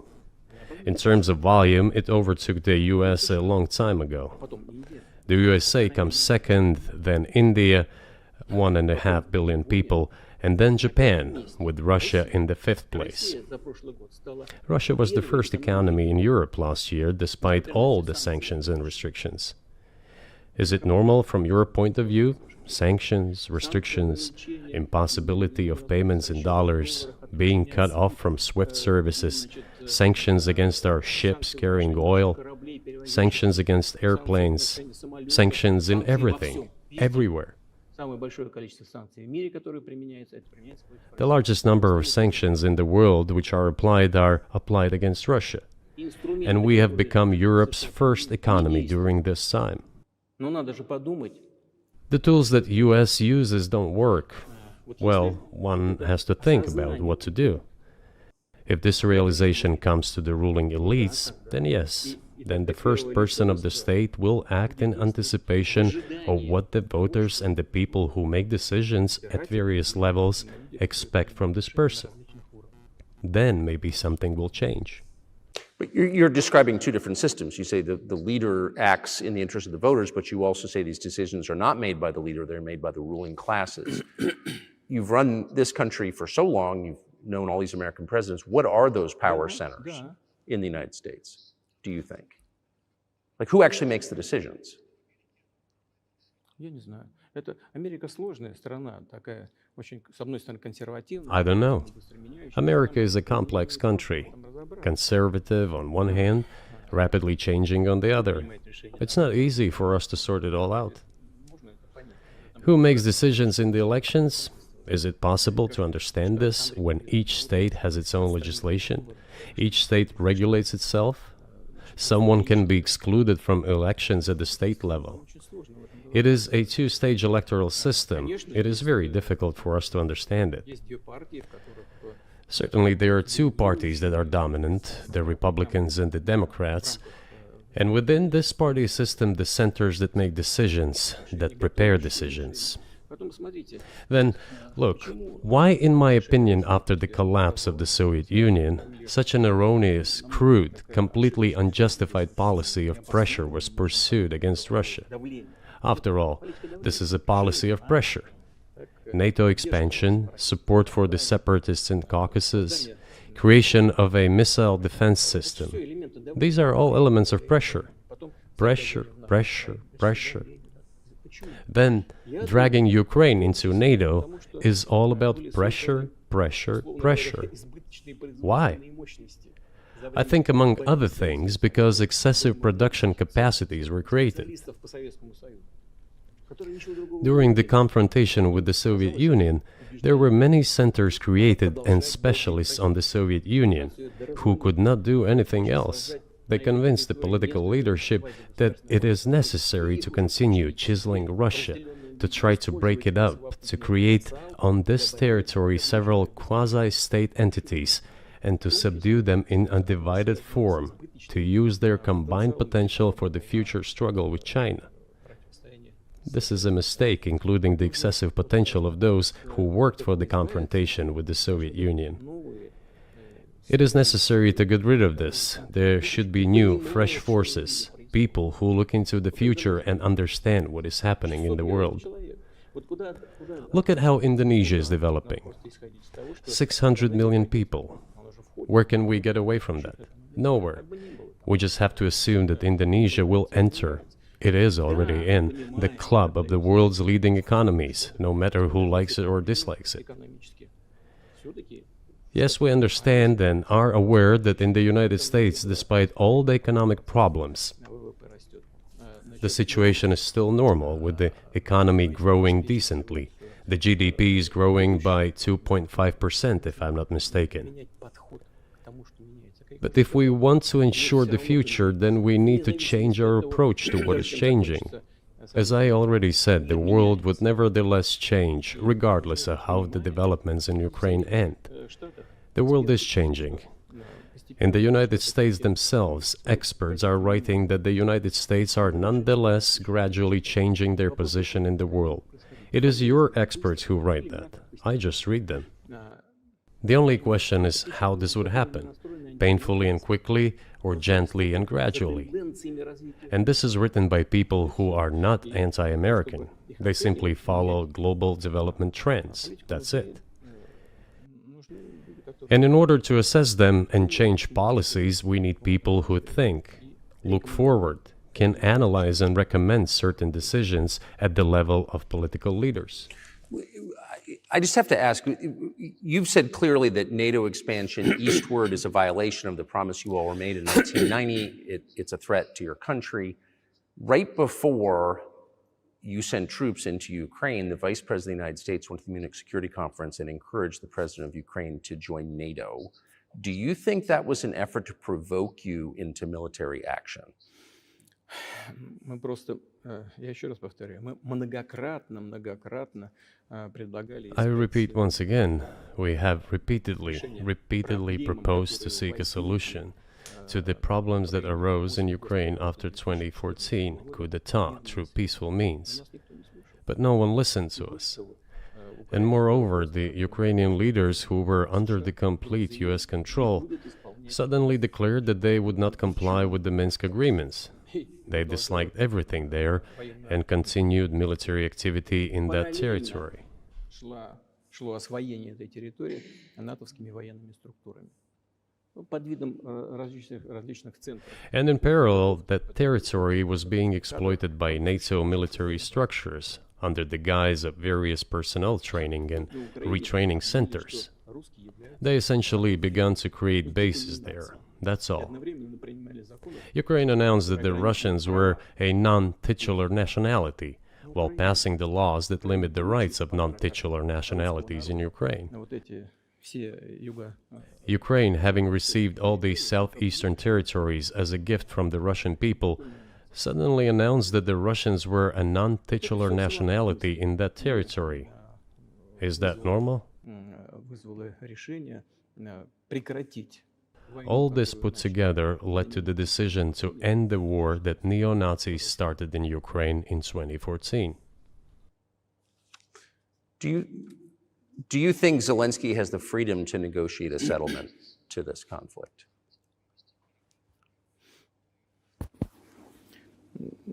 I don't know the details. Of course, it's difficult for me to judge.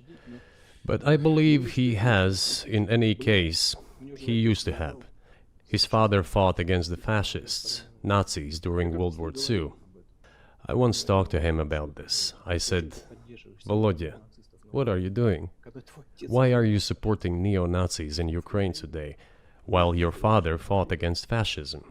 He was a front-line soldier. I will not tell you what he answered. This is a separate topic, and I think it's incorrect for me to do so. But as to the freedom of choice, why not? He came to power on the expectations of Ukrainian people that he would lead Ukraine to peace.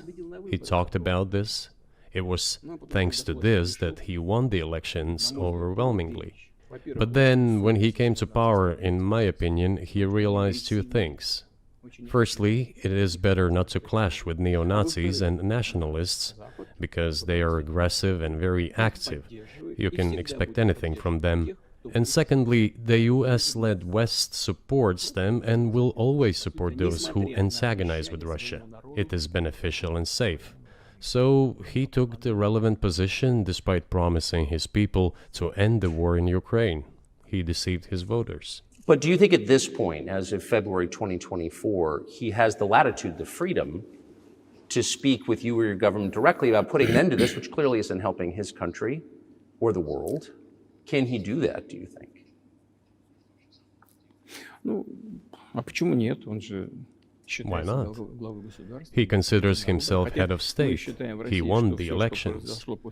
Although we believe in Russia that the coup d'etat is the primary source of power for everything that happened after 2014. And in this sense, even today, government is flawed. But he considers himself the president, and he is recognized by the United States, all of Europe, and practically the rest of the world in such a capacity. Why not? He can. We negotiated with Ukraine in Istanbul. We agreed. He was aware of this. Moreover, the negotiation group leader, Mr. Arahamiya is his last name, I believe still heads the faction of the ruling party, the party of the president in the Rada. He still heads the presidential faction in the Rada, the country's parliament. He still sits there. He even put his preliminary signature on the document I am telling you about. But then he publicly stated to the whole world, we were ready to sign this document, but Mr. Johnson, then the Prime Minister of Great Britain, came and dissuaded us from doing this, saying it was better to fight Russia. They would give everything needed for us to return what was lost during the clashes with Russia. And we agreed with this proposal. Look, his statement has been published. He said it publicly. Can they return to this or not? The question is, do they want it or not? Further on, President of Ukraine issued a decree prohibiting negotiations with us. Let him cancel that decree, and that's it. We have never refused negotiations, И indeed. мы не отказывались. We hear all the time, is Russia ready? Публично отказали. Yes, we have not refused. It was them who publicly refused. Well, let him cancel his decree and enter into negotiations. We have never refused. And the fact that they obeyed the demand or persuasion of Mr. Johnson, the former Prime Minister of Great Britain, seems ridiculous and very sad to me. Because, as Mr. Arakamiya put it, we could have stopped those hostilities with war a year and a half ago already. И мы от этого отказались. But the British persuaded us and we refused this. Война продолжается. Where is Mr. Johnson now? And the war continues. That's a good question. Where do you think he is, and why did he do that? Да хрен его знает, зачем это, я не понимаю. Общая Hell установка была. knows. Почему-то I don't всем understand it сложилось myself. что Россию можно победить на поле. There was a general starting point. For some reason, everyone had the illusion that Russia could be defeated on the battlefield. От чистого сердца, но Because of arrogance, because of a pure heart, but not because of a great mind. You've described the connection between Russia and Ukraine. You've described Russia itself a couple of times as Orthodox. That's central to your understanding of Russia. You've said you're Orthodox. What does that mean for you? You're a Christian leader by your own description. So what effect does that have on you?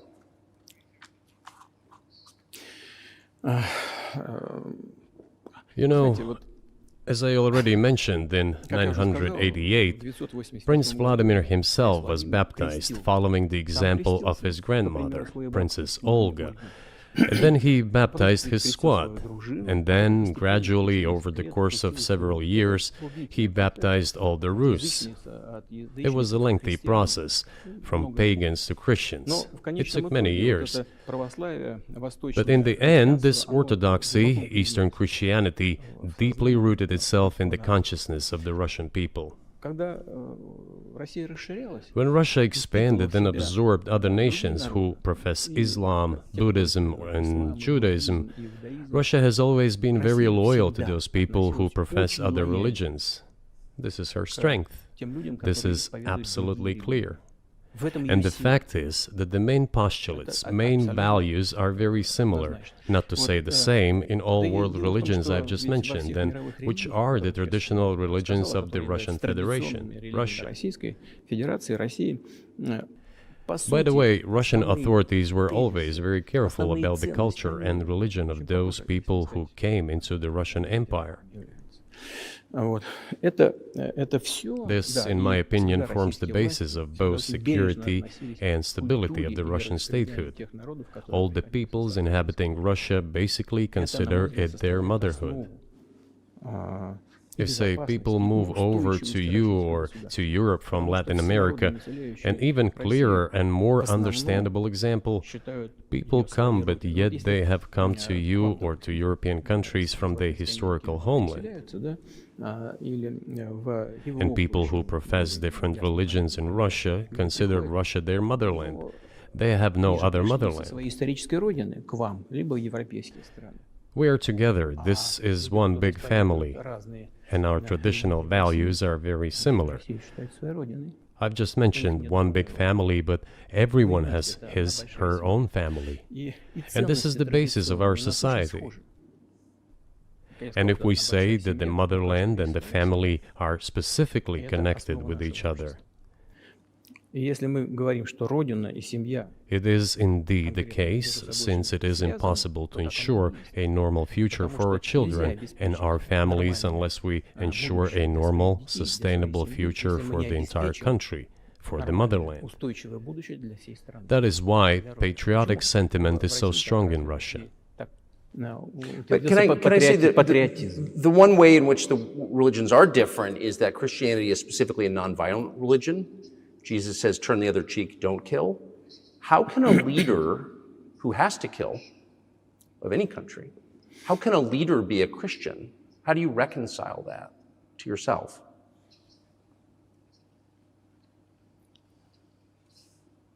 Очень легко. Если речь идет о защите себя и своей. It is very easy. When it comes to protecting oneself and one's family, one's homeland, we won't attack anyone. When did the developments in Ukraine start? Since the coup d'etat and the hostilities in Donbass began, that's when they started. And we're protecting our people, ourselves, our homeland, and our future. As for religion in general, you know, it's not about external manifestations. It's not about going to church every day or banging your head on the floor. It is in the heart. And our culture is so human-oriented. Dostoevsky, who was very well known in the West and the genius of Russian culture, Russian literature, spoke a lot about this, about the Russian soul.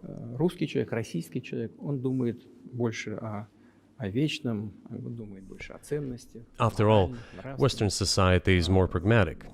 Russian people think more about the eternal, about moral values. I don't know, maybe you won't agree with me, but Western culture is more pragmatic after all.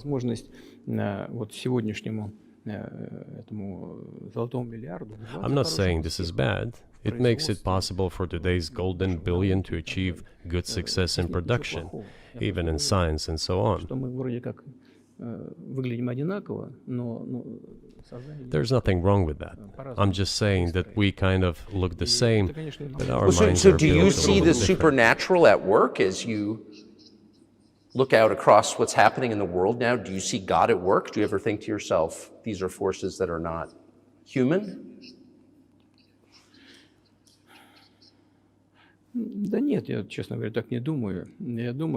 No, to be honest, I don't think so. My opinion is that the development of the world community is in accordance with the inherent laws, and those laws are what they are. It's always been this way in the history of mankind. Some nations and countries rose, became stronger and more numerous, and then left the international stage, losing the status they had accustomed to. There is probably no need for me to give examples, but we could start with the Genghis Khan and horde conquerors, the Golden Horde, and then end with the Roman Empire. It seems that there has never been anything like the Roman Empire in the history of mankind. Nevertheless, the potential of the barbarians gradually grew, as did their population.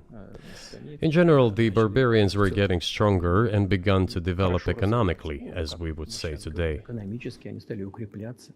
This eventually led to the collapse of the Roman Empire and the regime imposed by the Romans. However, it took 5 centuries for the Roman Empire to fall apart. The difference with what is happening now is that all the processes of change are happening at a much faster pace than in Roman times. So when does the AI empire start, do you think?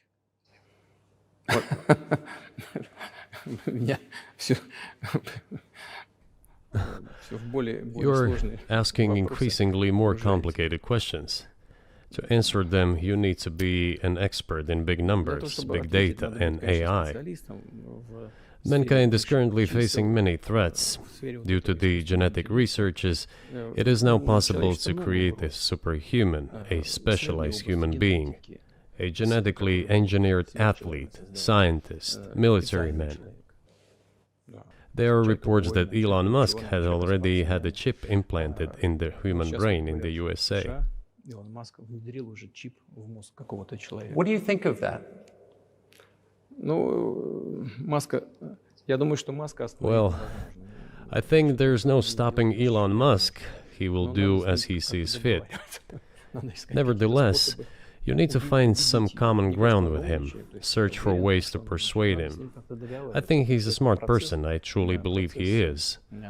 So you need to reach an agreement with him because this process needs to be formalized and subjected to certain rules.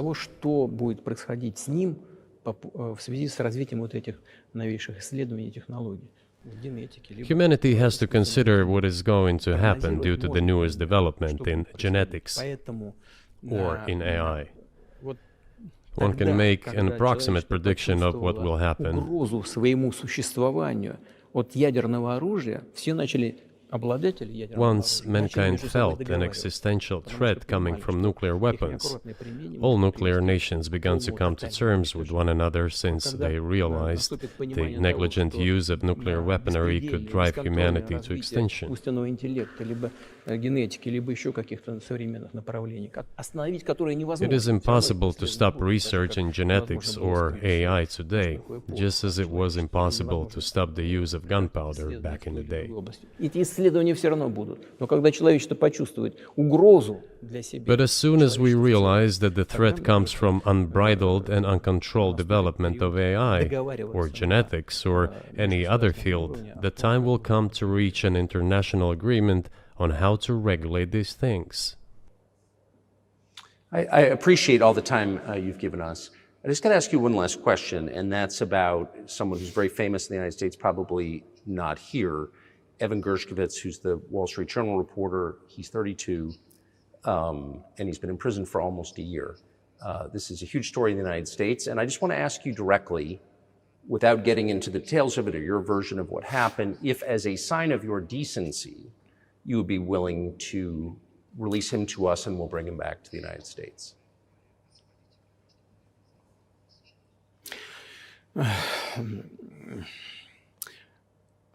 мы столько сделали жестов доброй воли, что, мне кажется, мы исчерпали все лимиты. We have done so many gestures of goodwill out of decency that I think we have run out of them. Ни разу не ответил.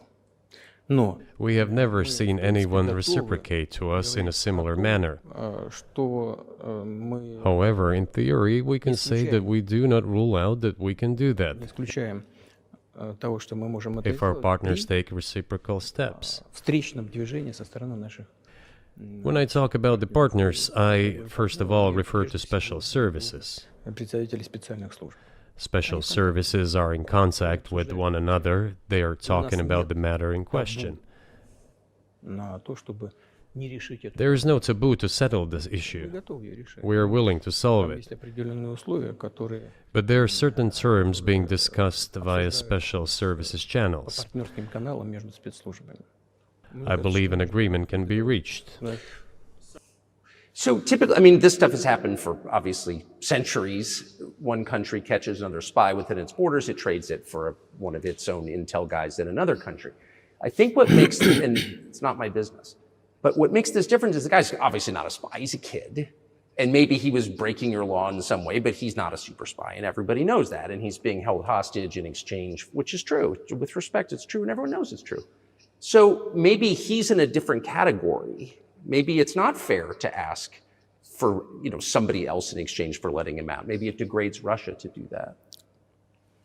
Вы знаете, можно как угодно говорить, что такое шпион, что не шпион. You know, you can give different interpretations to what constitutes a spy, but there are certain things provided by law. If a person gets secret information and does that in conspiratorial manner, then this is qualified as espionage. And that is exactly what he was doing. He was receiving classified, confidential information, and he did it covertly. Maybe he did that out of carelessness or his own initiative. Considering the sheer fact, this is qualified as espionage. The fact has been proven, as he was caught red-handed when he was receiving this information. If it had been some far-fetched excuse, some fabrication, something not proven, it would have been a different story then. But he was caught red-handed when he was secretly getting confidential information. What is it then? But are you suggesting that he was working for the US government or NATO, or he was just a reporter who was given material he wasn't supposed to have? Those seem like very different things. Я не знаю, на кого он работал. Но повторяю еще раз. I don't know who he was working for, but I would like to reiterate that getting classified information in secret структур is called espionage, and he was working for the US Special Services, some other agencies. I don't think he was working for Monaco, as Monaco is hardly interested in getting that information. It is up to special services to come to an agreement. Some groundwork has been laid. There are people who, in our view, are not connected with special services. Let me tell you a story about a person serving a sentence in an allied country of the US. That person, due to patriotic sentiments, eliminated a bandit in one of the European capitals. During the events in the Caucasus, do you know what he was doing? I don't want to say that, but I will do it anyway. He was laying our soldiers, taken prisoner, on the road and then drove his car over their heads. What kind of person is that? Can he even be called human? But there was a patriot who eliminated him in one of the European capitals. Whether he did it of his own volition or not, that is a different question. Yeah, but Evan Gershkovich didn't do that. I mean, that's a completely different. I mean, this is a 32-year-old newspaper reporter. He committed something different. He's not just a journalist. I reiterate, he's a journalist who was secretly getting confidential information. Yes, it is different, but still, I'm talking about other people who are essentially controlled by the US authorities, wherever they are serving a sentence. There is an ongoing dialogue between the special services. This has to be resolved in a calm, responsible, and professional manner. They are keeping in touch, so let them do their work. I do not rule out that the person you refer to, Mr. Gershkovich, may return to his motherland. By the end of the day, it does not make any sense to keep him in prison in Russia. We want the US Special Services to think about how they can contribute to achieving the goals our special services are pursuing. We are ready to talk.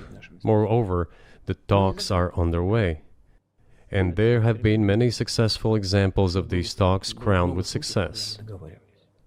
Probably this is going to be crowned with success as well.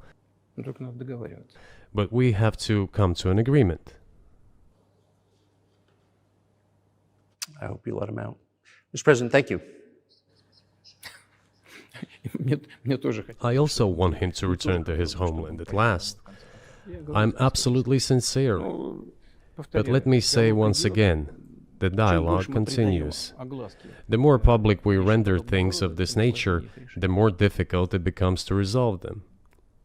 Everything has to be done in calm manner. I wonder if that's true with the war, though, also. I mean, I guess I want to ask one more question, which is, and maybe you don't want to say so for strategic reasons, but are you worried that what's happening in Ukraine could lead to something much larger and much more horrible? And how motivated are you just to call the US government and say, let's come to terms?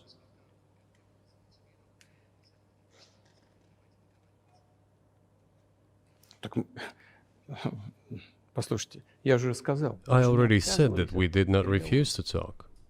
We are willing to negotiate. It is the Western side, and Ukraine is obviously a satellite state of the US. It is evident.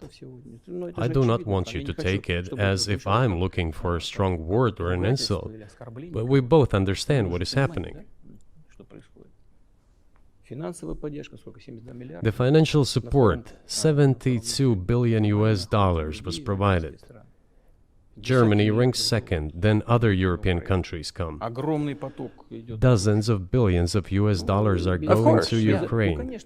There's a huge influx of weapons.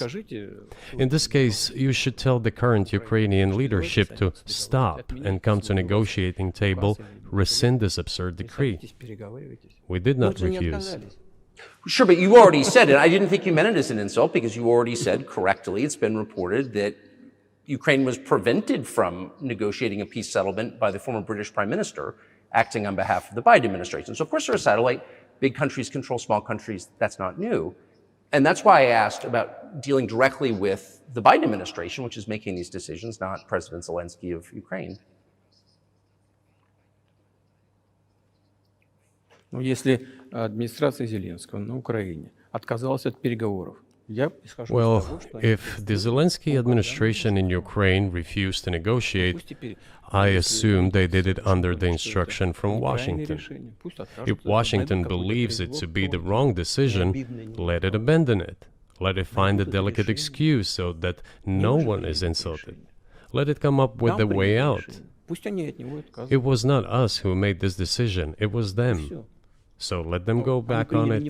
That is Теперь мы it. должны искать выход из этого неправильного решения. However, they made the wrong decision, and now we have to look for a way out of the situation to correct their mistakes. Пусть и исправляют. They did it, so let them correct it themselves. We support this. So I just want to make sure I'm not misunderstanding what you're saying. I don't think that I am. I think you're saying you want a negotiated settlement to what's happening in Ukraine. Правильно. Но мы Right. уже добились этого. And we made it. We prepared a huge document in Istanbul that was initialed by the head of the Ukrainian delegation. He affixed his signature to some of the provisions, not to all of it. He put his signature and then he himself said, "We were ready to sign it and the war would have been over long ago, 18 months ago. However, Prime Minister Johnson came, talked us out of it, and we missed that chance."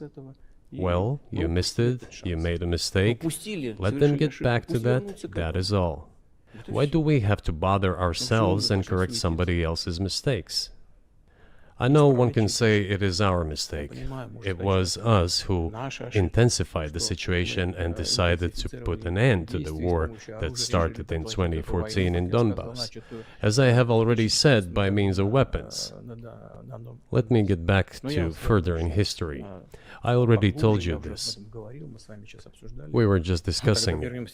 Let us go back to 1991, when we were promised that NATO would not expand, to 2008, when the doors to NATO opened to the declaration of state sovereignty of Ukraine, declaring Ukraine a neutral state. Let us go back to the fact that NATO and US military bases started to appear on the territory of Ukraine, creating threats to us. Let us go back to coup d'etat in Ukraine in 2014. It is pointless though, isn't it? We may go back and forth endlessly, but they stopped negotiations. Is it a mistake? Yes. Correct it. We are ready. What else is needed? Do you think it's too humiliating at this point for NATO to accept Russian control of what was 2 years ago Ukrainian territory? Я же сказал. I said, let them think how to do it with dignity. There are options if there is a will. Варианты есть. Но если желание. Up until now, there has been the uproar and screaming about inflicting a strategic defeat on Russia on the battlefield. Стратегического поражения России, поражения на Now they are apparently coming to realize that it is difficult to achieve, if possible at all. In my opinion, it is impossible by definition. It is never going to happen. It seems to me that now, those who are in power in the West have come to realize this as well. это осознание пришло. Подумайте теперь. If so, if the realization has set in, they have to think what to do next. Того. We are ready for this dialogue. Would you be willing to say, congratulations, NATO, you won, and just keep the situation where it is now? Ну, вы знаете, это предмет переговоров. You know, it is a subject matter for the negotiations. No one is willing to conduct, or, to put it more accurately, Точнее сказать, хотят. they are willing but do not know how to do it. Я не только вижу, I know they want я to. знаю, что. It is not just I see it, but I know they do want it. But they are struggling to understand how to do it. They have driven the situation to the point where we are at. It is not us who have done that. It is our partners, opponents who have done that. Well, now let them think how to reverse the situation. We're not against it. It would be funny if it were not so sad. Да, было бы смешно, если бы не было так грустно. This endless mobilization in Ukraine, the hysteria, the domestic problems, sooner or later it will result in agreement. Истерика, там, внутренние проблемы. You know, this probably sounds strange given the current situation, Все равно мы договоримся. И but the relations between the two peoples will be может, даже rebuilt странно в anyway. сегодняшней ситуации прозвучит. It will take a lot of time, but they will heal. Между народами восстановится. Потребуется много времени. I'll give you very unusual examples. Совсем приведу вам необычный пример. There is a combat encounter on the На поле battlefield. боя Here's a specific example. Ukrainian soldiers got encircled. This is an example from real life. Украинская Our soldiers were shouting to them, "There is no chance. Surrender yourselves. Come out and you will be alive." Наши солдаты им кричат. Suddenly, the Ukrainian soldiers were screaming from there in Russian, perfect Russian, saying, Вдруг оттуда "Russians, do not surrender." на хорошем русском And all of them и perished. не сдаются. They still identified themselves as Russian. Они до сих пор русскими себя ощущают. В этом смысле то, что What is happening is, to a certain extent, an element of a civil war. Everyone in the West thinks that the Russian people have been split by hostilities forever. растащили No, одну they часть. will be reunited. Нет, The unity is still there. воссоединение произойдет. Оно никуда и не делось. Why are the Ukrainian authorities dismantling the Ukrainian Orthodox Church? Растаскивают русскую православную церковь. Because it brings together not only the territory, Не меняет ни территорию. it brings together our souls. И никто No one will be able to separate the soul.